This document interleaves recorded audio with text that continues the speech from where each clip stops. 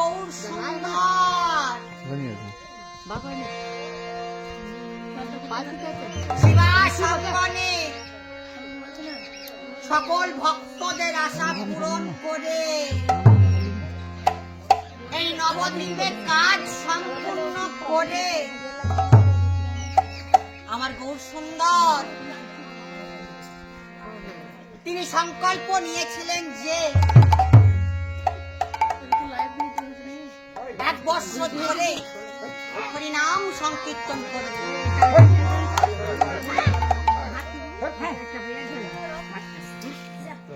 এই শিবা সঙ্গন পক্ষীরাই ছিলেন কে কে? না রামানন্দ, গদাধর, মুকুন্দ, মুরারি।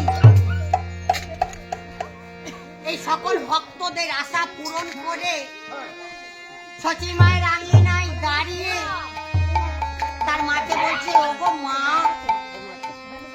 অভাগিনী মা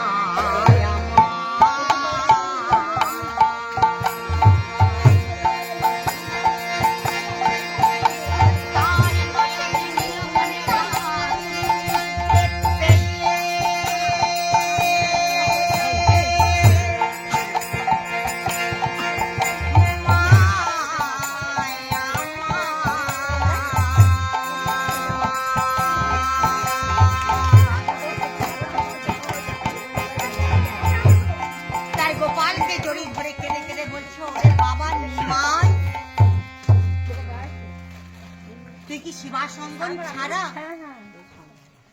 আন জানিস না? জানিস বাবা নিমাই, এই নবদ্বীপবাসীরা কি বলে জানি না? সবাই বলে তোমার নিমাই নাকি বিদেশী হবে, তোমার নিমাই নাকি সন্ন্যাসী হবে। তাই মা কাঁদছে দেখে মাকে সান্ত্বনা দেবার জন্য নিমাই আমার তার মাকে বলছে, জানো মা, মা তুমি জানো আজ আমি শিবা সঙ্গনে সকল ভক্তদের আশা পূরণ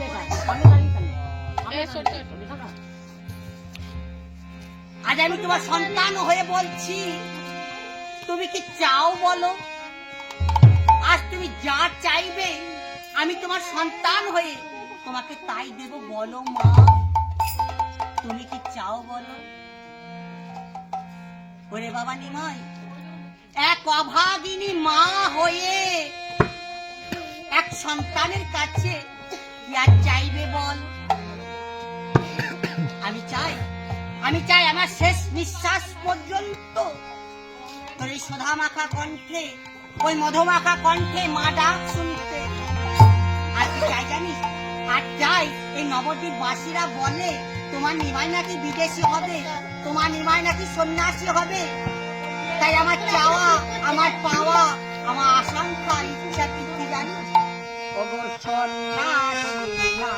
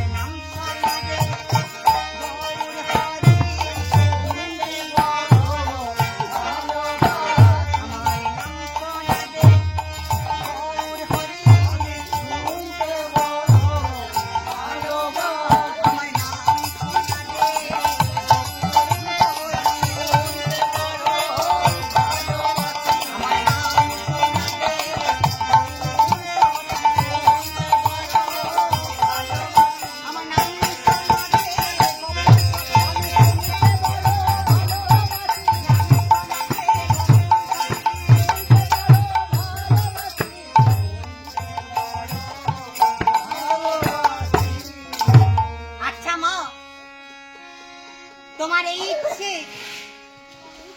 এই আমি তোমার চরণ স্পর্শ করে বলছি, তোমার নিমাই তোমার অনুমতি ছাড়া, তোমার আদেশ ছাড়া আর কখনো কোথাও যাবে না। মায় আমার মনে মনে ভাবছে, তাই তো আমার নিমাই যখন আমার চরণ স্পর্শ করে সংকল্প নিয়েছে, তাহলে তাহলে আমার নিমাই আমার অনুমতি ছাড়া, আমার আদেশ ছাড়া আর কখনো কোথাও যাবে না। যা বাবা যাও, বধুমাতা বিষ্ণুপ্রিয়া সায়ন মন্দিরে সজ্জা রচনা করে তোর জন্য অপেক্ষা করছি। যা বাবা যা। নিমাই আমার 1 বছর পর 1 রাত্রির জন্য বধুমাতা বিষ্ণুপ্রিয়ার সঙ্গে সায়ন মন্দিরে সজ্জায় গিয়েছে। সায়ন মন্দিরে সজ্জায় গিয়ে বধুমাতা বিষ্ণুপ্রিয়া তার কঠিন করে প্রভুর কোমল চরণে চরণ সেবা করছে। অন্যদিকে তার নয়নের বাড়ি, চোখের জল প্রভুর কোমল চরণে এসে পড়ছে। স্বয়ং থেকে জেগে দেখে যে তার চরণ তলে বসে বসে তার বধূমাতা বিষ্ণুপ্রিয়া নয়নের বাড়িতে চোখের জলে ভেসে যাচ্ছে। একই প্রিয়, বলো বলো তুমি কাঁদছো কেন? তোমার কি হয়েছে বলো? জানো প্রিয়ে, জানো আজ আমি শিবা সঙ্গনে সকল ভক্তদের আশা পূরণ করেছি। মায়ের কথা রাখবো তাই কথা দিয়েছি। আজ আমি তোমার স্বামী হয়ে বলছি, তুমি কি চাও বলো? আজ তুমি যা চাইবে আমি তোমার স্বামী হয়ে তোমাকে তাই দেব। বলো প্রিয়ে, তুমি কি চাও? হে প্রাণনাথ, এই অভাগিনী দাসী তোমার চরণ ছাড়া যে আন জানে না। তুমি যে আমার হৃদয় স্পন্দন, তুমি যে আমার অঙ্গিনী ভূষণ, তুমি আমার প্রাণ,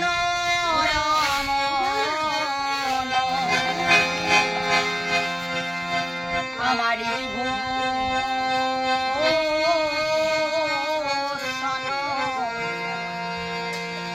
হৃদয়